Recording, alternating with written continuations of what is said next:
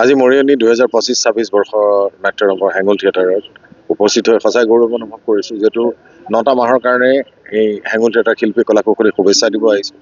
লগতে হেঙুল থিয়েটাৰৰ লগত মোৰ ভ্ৰাম্যমাণ থিয়েটাৰ ষ্টাৰ্টিং মানে আদিপাত যদি বুলি কোৱা হয় তেতিয়াহ'লে হেঙুল থিয়েটাৰ হ'ব।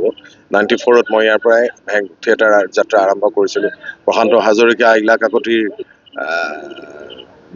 সন্তান হেঙুল থিয়েটাৰ।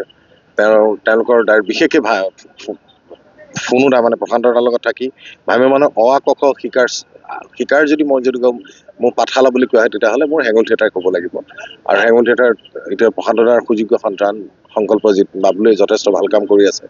নতুন নতুন টেষ্ট দিবৰ কাৰণে চেষ্টা কৰিছে হেঙুল থিয়েটাৰে, আৰু মই বৰ আশাবাদী। আৰু হেঙুল থিয়েটাৰ প্ৰতি সদায় এটা নিজৰ থিয়েটাৰ বুলি এটা গৌৰৱ অনুভৱ কৰোঁ, সেইকাৰণে আহোঁ। আজি এই শুভখনত 9টা মাহৰ কাৰণে শিল্পী কলাকুশলীসকল যেতিয়া ওলাইছে, ভগৱানে তেওঁলোকক শক্তি দিয়ক, বা বিভিন্ন বাধা বিঘিনি অতিক্ৰম কৰি যাতে ৰাইজৰ মৰম বুটলিবলৈ সক্ষম হয়, তাকে মই ভগৱানৰ ওচৰত প্ৰাৰ্থনা কৰিছোঁ।